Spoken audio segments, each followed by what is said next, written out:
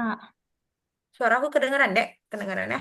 Ya, jadi untuk reabsorpsi glukosa, tadi yang aku bilang glukosa itu banyaknya di sel, sehingga ketika dari lumen tubulus, glukosanya itu mau masuk ke dalam sel epitel ini melalui membran luminal atau membran apikal, maka dia akan membutuhkan ATP, ya kan? Dia membutuhkan ATP.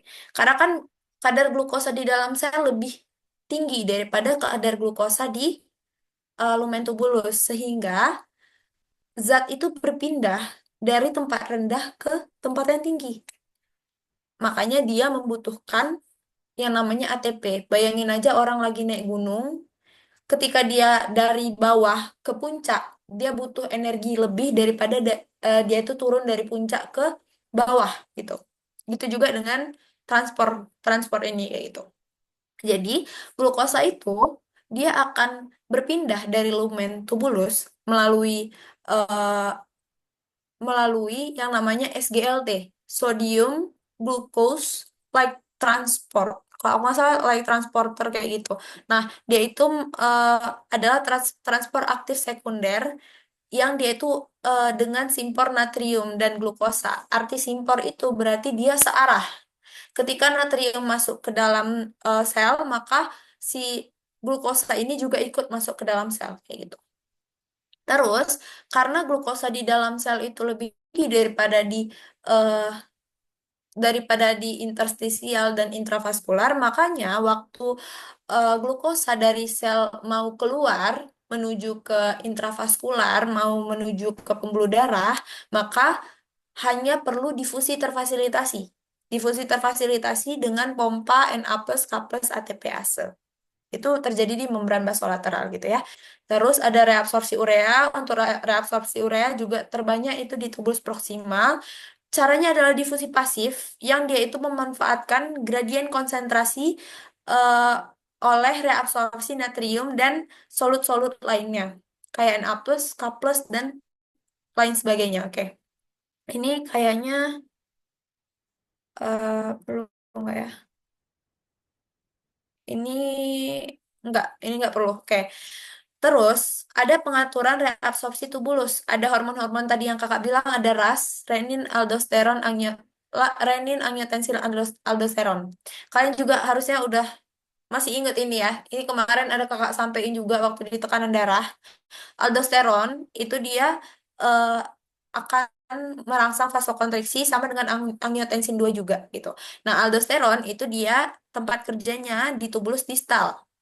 Nah, untuk pengaruhnya, ingat aldosteron itu dia termasuk salah satu steroid yang mana dia akan berhubungan dengan reabsorpsi Na+ dan sekresi K+.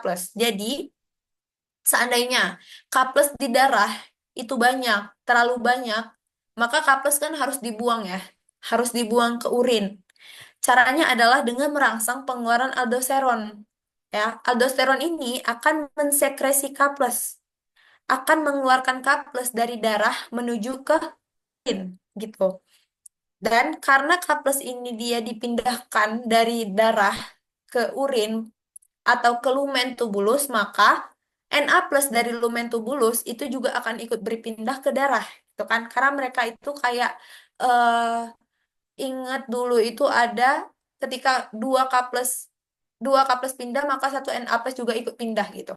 Itu sama juga berlaku kayak gini ketika K+ itu pindah ke eh, lumen tubulus, maka Na+ yang ada di lumen tubulus juga akan ikut berpindah ke dalam intravaskular gitu. Terus ada angiotensin 2. Angiotensin 2 ini tempat kerjanya di tubulus proksimal, yang mana sama pengaruhnya tapi dia lebih ke peningkatan reabsorpsi dari NaCl, H2O, dan juga peningkatan sekresi dari H+. Jadi kalau kalau tadi dia sekresi K+ yang meningkat, kalau di angiotensin ini yang meningkat itu adalah sekresi H+. Berarti H+-nya dibawa dari darah ke urin gitu. Terus ada antidiuretik hormon atau nama lainnya itu aku lupa, vasopresin. Nama lainnya adalah vasopresin. Itu dia untuk meningkatkan reabsorpsi H2O. Artinya meningkatkan reabsorpsi H2O berarti dia dari urin urin, baik itu urin primer atau urin sekunder, H2O-nya itu akan kembali dipindahkan menuju ke pembuluh darah. Oke? Lalu ada PEP yang dua di bawah, nggak terlalu penting. Yang kalian harus tahu yang di atas tuh. Tiga di atas aldosteron, angiotensin 2, dan antidiuretik hormon. Oke. Nah, untuk renin-angiotensin sistem, angiotensinogen itu dihasilkan oleh hepar, oleh hati. Terus angiotensinogen ini dia belum aktif, dia belum dalam bentuk aktif sehingga ada yang dinamakan dengan renin. Tadi kakak juga udah bilang renin itu dirilis atau disintesis oleh ginjal dan pada akhirnya angiotensinogen bisa diubah menjadi angiotensin satu atas bantuan dari renin. Oke? Angiotensin satu juga belum aktif, belum bisa memberikan efek yang signifikan, sehingga angiotensin satu itu harus diubah dengan menjadi angiotensin 2. Yang mengubah angiotensin satu yaitu S namanya S atau angiotensin converting enzyme. S ini dia dihasilkan oleh paru-paru. Nah, angiotensin satu akan diubah menjadi angiotensin 2. Ketika sudah menjadi angiotensin 2, maka dia sudah siap pakai gitu lah ya bahasanya. Jadi angiotensin 2 itulah yang akan merangsang terjadinya vasokonstriksi. Ketika terjadi vasokonstriksi, maka tekanan darah itu akan ikut meningkat. Oke? Terus angiotensin 2 ini dia juga merangsang adrenal untuk mengeluarkan, untuk merilis aldosteron. Ingat aldosteron termasuk salah satu steroid. Steroid itu dihasilkan oleh adrenal, berarti di sini peran dari angiotensin 2 itu adalah untuk merangsang aldosteron mengeluarkan untuk merangsang adrenal untuk mengeluarkan aldosteron gitu. Nah, aldosteron sama kayak tadi yang kakak bilang gunanya untuk mereabsorpsi Na plus dan mensekresi K plus. Ya. Terus ada obat-obat yang bekerja pada renin-angiotensin-aldosteron system, yang dimana ini obat-obatnya biasanya terkait dengan obat-obatan gagal jantung, gagal ginjal gitu. Ini berhubungan sama tekanan darah juga dia sangat berhubungan ya. Oke, yang pertama ada S inhibitor. Berarti tadi S dihasilkan oleh siapa deh? S dihasilkan oleh siapa? Angiotensin converting enzyme dihasilkan oleh Paru-paru. Oke, oleh paru-paru. Gunanya untuk Mengubah angiotensin satu menjadi angiotensin 2. Oke, jadi S inhibitor berarti yang diinhibisi adalah S angiotensin converting enzyme. Akibatnya apa? Akibatnya angiotensin satu nggak bisa diubah menjadi angiotensin 2 karena angiotensin 2 tidak terbentuk sehingga efektivitas dari kerja angiotensin itu tidak ada kayak gitu ya. Sehingga tidak terjadi vasokonstriksi, terus tidak terjadi pelepasan atau perilisan dari aldosteron. Oke. Dan penggunaan ACE inhibitor itu akan berpengaruh terhadap penurunan tekanan untuk menurunkan tekanan darah gitu. Terus ada angiotensin receptor blocker. Nah, angiotensin receptor blocker berarti dia berinteraksinya langsung di reseptor angiotensin satu. Oke, sehingga angiotensin 1 itu angiotensin 2 itu tidak dapat bereaksi dengan reseptor. Oke. Terus ada aliskiran. Aliskiran ini dia inhibitor renin, berarti lebih atas lagi dia untuk kerjanya. Renin untuk mengubah angiotensinogen menjadi angiotensin satu a. Akibat dari inhibitor renin, berarti dia itu akan menghambat sekresi dari renin, sehingga angiotensinogen itu tidak akan berubah menjadi angiotensin satu. Dan karena angiotensin satu nggak terbentuk, sehingga angiotensin satu maupun angiotensin 2 itu tidak terbentuk juga dan kadarnya akan menurun. Angiotensin 2 itu kan dihasilkan oleh perubahan dari angiotensin satu. Ketika kadar angiotensin satu itu berkurang, begitu juga lah dengan angiotensin 2 tersebut gitu. Nah, ini juga dihafal ya. Jadi ada sifat pars ascendant dan pars descendant dari Ansa Henle. Bedanya kalau ascendant itu dia tuh secara aktif memindahkan NaCl keluar dari lumen tubulus masuk ke cairan interstisium. Oke. Kira-kira ini tuh berarti sekresi atau reabsorpsi NaCl. Sekresi atau reabsorpsi NaCl. Coba. Kira-kira ini tuh berarti artinya sekresi atau reabsorpsi NaCl. Dia dari lumen tubulus masuk ke cairan interstisium, masuk ke intravaskular. Kira-kira apa? Reabsorpsi atau sekresi? Kira-kira dia reabsorpsi atau sekresi? Diabsorpsi ya Kak. Ya, reabsorpsi. Berarti dia reabsorpsi ya. Nah, terus sifat kedua dari pars ascendens adalah impermeable terhadap air. Artinya dia tidak apa ya, permeabilitasnya terhadap air itu sangat rendah sehingga kemungkinan air untuk lewat dari pars ascendens itu sangat kecil gitu. Terus ada pars descendens. Pars descendens itu dia tidak secara aktif mengeluarkan NaCl dan dia sangat permeable terhadap air. Jadi reabsorpsi air itu biasanya terjadi di pars descendens. Oke. Terakhir itu ada sekresi. Nah, sekresi itu dia akan menuju ke rongga ginjal kan urinnya itu, dan dia akan menuju ke kantong kemih sampai pada akhirnya nanti dia ke pembuangannya kayak gitu. Nah, sekresi ini dia bergantung pada transport membran aktif. Oke, karena dia akan melawan gradien konsentrasi. Bahan terpenting yang disekresikan tubuh itu ion hidrogen, kalium, dan anion serta kation organik ini juga dihafal. Oke, komposisi urin yang dikeluarkan melalui uretra itu berarti udah urin sejati. eh, itu ada air, garam, urea, dan sisa substansi lainnya. Dan dia nggak ditemukan ada glukosa, nggak ditemukan ada protein, apalagi nggak ditemukan ada eritrosit di dalamnya. Jika ketiga itu ditemukan, maka kita bisa eh, melihat kembali kira-kira di mana gangguannya. Entah itu bisa difiltrasi, tapi biasanya itu gangguannya ada di filtrasinya kayak gitu. Nah, untuk filtrat itu ini tadi primer, urin primer ya komposisinya ada glukosa, garam, natrium, kalium, dan asam amino. Untuk sekunder itu ada air, garam, urea, pigmen empedu, dan urin sesungguhnya itu ada air, garam, urea, dan sisa substansi lainnya. Oke, terakhir augmentasi. Jadi augmentasi ini ketika tubulus contortus distal, dia tuh terjadi di tubulus contortus distal, dan dia itu adalah proses penambahan zat-zat tertentu yang udah nggak dibutuhkan lagi dengan tubuh. Dia juga mirip dengan sekresi ya. Oke. Proses ini akan menghasilkan urin, di mana komposisi urin itu glukosanya nol. Glukosa nol. Ketika glukosanya itu lebih, kita mungkin bisa melihat ada gangguan apa sebenarnya di tubuh seseorang tersebut gitu, gitu gitu ya. Terus habis itu ada natrium. Natrium itu 90, urea 900, dan kreatinin itu 150. Nah, ada yang namakan dengan clearance ginjal. Clearance ginjal itu berarti bersihan plasma setiap bahan yang didefinisikan sebagai volume plasma yang dibersihkan secara tuntas dari bahan yang bersangkutan oleh ginjal per menit.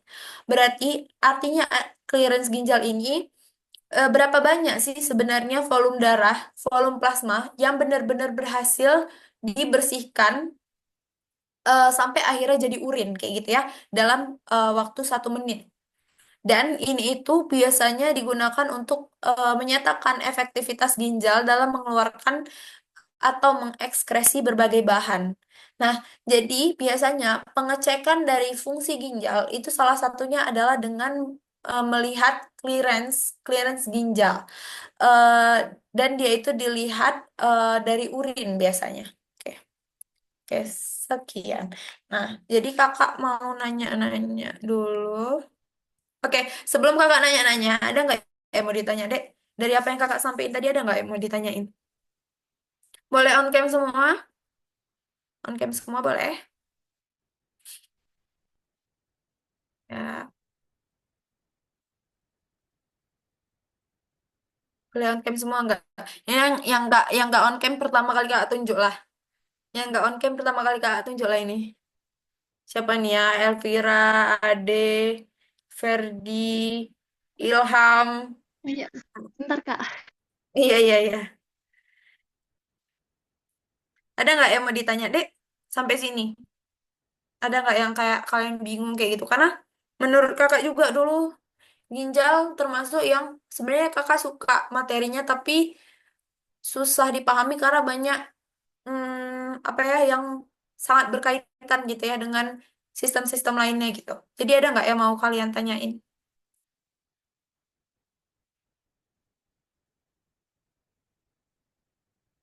Udah jelas semua? Atau ada yang mau ditanyain? Kalau nggak ada yang mau ditanyain, biar kakak yang tanya-tanya. Kak tanya ya.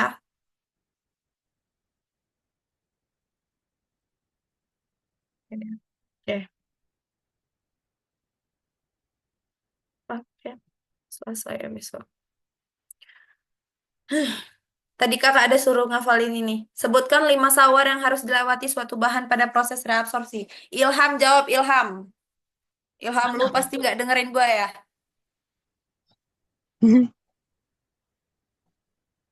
Ah, emang si Ilham. Ade, ada ade.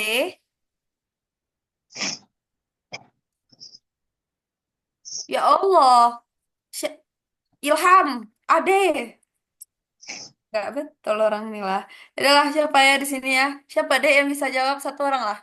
Sebutkan 5 atau satu orang satu gitu gak apa-apa. Sebutkan 5 sawar yang harus dilewati suatu bahan pada proses reabsorpsi. Coba. Siapa yang bisa jawab? Satu, membran luminal. Lanjut. Hmm. Sitosol. Hmm. Membran, Membran aja. membran basal Terus habis itu? cairan interstisium, Terus terakhir? ring kapiler untuk masuk ke plasma darah. Oke, ini nggak beda. Membran luminal itu dekatnya sama lumen tubulus atau sama interstisial? Membran luminal. Ya, tubulus ya. Oke. eh Lumen tubulus. Oke. Apa lagi ya? Nama lain membran luminal apa? Membran apikal. Oke, membran apikal. Tapi yang kalian perlu hafal yang tadi aja ya. Sebutkan 5 sawar yang harus dilewati suatu bahan pada proses reabsorpsi. Oke. Terus yang kedua. Ini si Ilham sama Ade masih belum ada nih. Oke, benar atau salah, hanya 20% plasma yang terfiltrasi di glomerulus. Benar atau salah, hanya 20% plasma yang terfiltrasi di glomerulus. Salah. Benarnya Salah, apa? Kak. Benar ya? Benar. Eh, Iya, benar-benar. 20% ya. 20% plasma Iya, yang Kak. terfiltrasi di glomerulus. Sebentar ya. Nih, kakak kasih lagi ini. Nanti ya.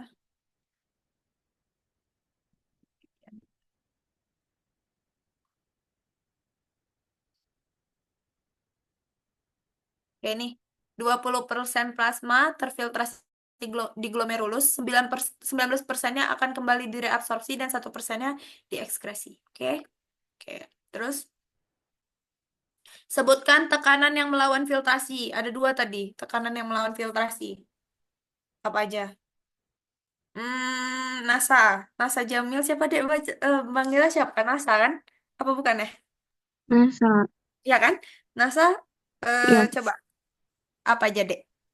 eh, tekanan hidrostatik sama tekanan osmotik. Oke. Osmotik. Jadi, biar lengkapnya ya, ini harus lengkap ya besok jawabnya, karena kan tekanan hidrostatik itu banyak. Tekanan hidrostatik kapsula Bowman dan tekanan osmotik koloid plasma, oke? Terus, bagaimana mekanisme kerja S inhibitor? Ini agak pertanyaannya agak farmako ya, tapi nggak apa-apa lah. Bagaimana mekanisme kerja S inhibitor? S inhibitor berarti dia menginhibisi S. Berarti dia apa tuh yang terjadi ketika Menghambat S? ya, Kak. Ya, menghambat. Menghambat apa? Menghambat? menghambat Menghambat. enzim. Pembentukan apa tadi namanya? Mengubah angiotensin satu menjadi dua. Oke, menghambat enzim yang mengubah angiotensin satu menjadi angiotensin 2. Artinya dia menghambat terjadinya proses perubahan dari angiotensin satu menjadi angiotensin 2. Oke. Sebutkan besar tekanan filtrasi net. Filtrasi net. Masih ingat gak filtrasi net itu apa? Laika, Laika. Filtrasi net. Berapa tekanan filtrasi net?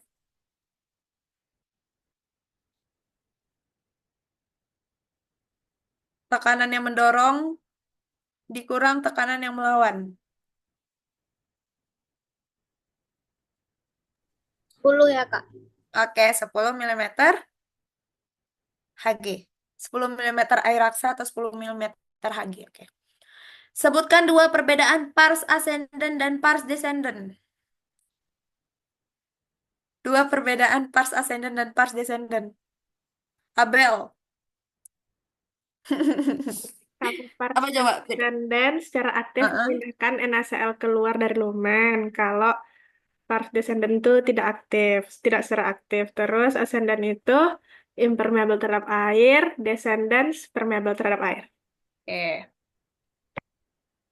Benar atau salah? Urin sekunder mengandung air, garam, urea, pigmen empedu, dan asam amino. Nah, air, garam, urea, pigmen empedu, Benar dan Kak, asam benar. amino.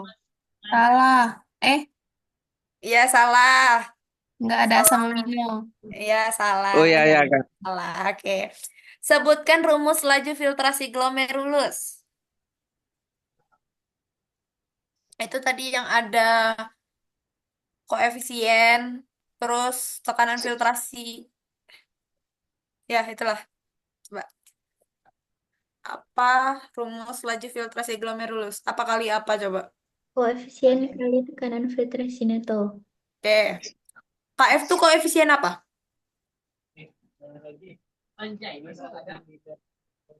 Koefisien filtrasi, oke. Apa yang dimaksud dengan tekanan filtrasi net? Oke, apa yang dimaksud dengan tekanan filtrasi net?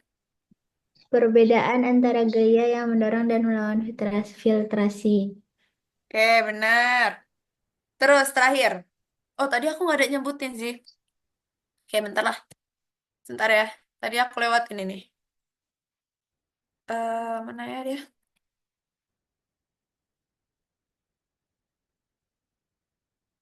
Eh, kok nggak ada sih? Mana ya? Oh, nih. Jadi S inhibitor itu contoh obatnya adalah captopril, lisinopril. Oke, ini ya. Captopril, lisinopril. Itu dihafal. Jadi sebutkan contoh obat golongan S inhibitor. Contohnya adalah captopril dan lisinopril. Oke, itu aja. Itu harus dihafal. Itu udah 10 sih. Udah 10 yang aku tanya. Coba dari kalian ada nggak yang mau nanya? Itu kisi-kisinya ya. Tapi ada nggak dari kalian yang mau nanya tentang yang tadi kakak jelasin? Ada nggak? Kak, izin nanya. Ah, Soal nomor 3 tadi apa ya, Kak? nomor 3. Nomor 3 Iya. itu tekanan yang melawan filtrasi. Apa aja? Oh, terima kasih, Kak. Oke, sama-sama. Ada nggak yang mau nanya, Dek?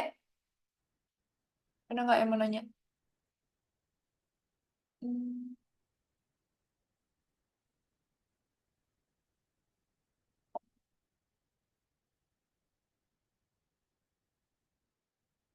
aku nggak tahu sih siapa yang jadi PJ kalian nanti. Bentar ya, aku lihat dulu ya siapa yang jadi PJ kalian.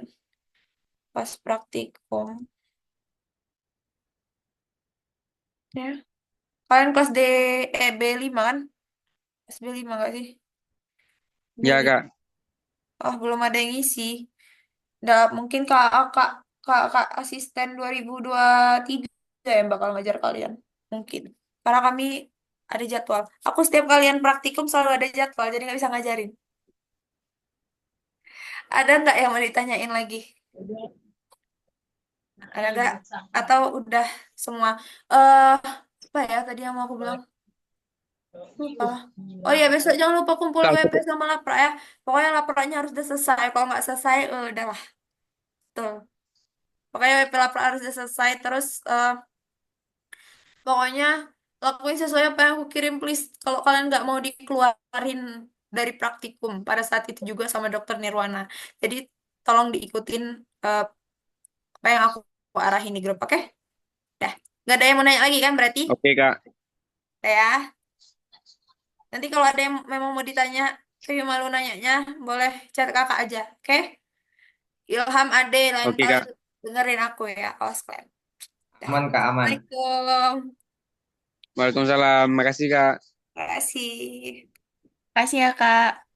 Kasih, Kak. Makasih, Kak.